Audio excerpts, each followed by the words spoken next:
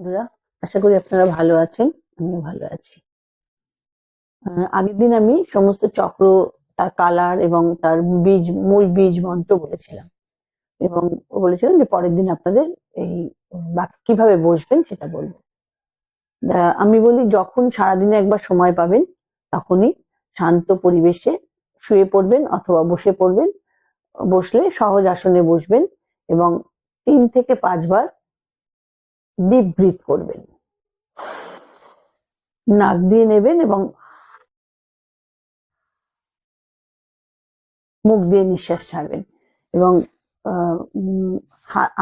হাতটাকে এরকম ভাবে রাখবেন এবং সেটা উপরের দিকে খোলা থাকবে, এবং সেটা রিসিভিং, মানে যেরকম আমরা কোনো আশীর্বাদ রিসিভ করছি, রিসিভিং পোজে থাকবে। এবং আহ, প্রতিটা চক্রের কালার ভেবে 27 বার করতে পারেন মিনিমাম, এবং ম্যাক্সিমাম, বা ম্যাক্সিমামের কোনো ঠিক নেই, যত আপনি 108 বার করলে আরো ভালো হয়।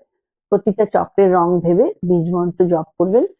এবার কি করবেন, প্রথমে বসে বা শুয়ে পড়বেন, শিরদাঁড়া সোজা রাখবেন। যেভাবেই করেন শিরদাঁড়াকে সোজা রাখবেন, পা দুটো সাইডে রাখবেন, মানে জোড়া রাখবেন না, তাহলে শিরদাঁড়াটা সোজা থাকবে। তারপর 3 থেকে 5টা ডিপ ব্রিথ যেরকম বললাম করবেন, এবং প্রথমে রুট চক্র বা মূলাধার চক্রের রং টকটকে লাল ভেবে মনটাকে মূলাধার চক্রে নিয়ে যাবেন। নিয়ে গিয়ে লাং লাং লাং যতবার পারবেন ততবার করবেন, এবং কতক্ষণ করবেন তার কোনো সীমা নেই। 27 বারের কম না হয় এটা খেয়াল করবেন।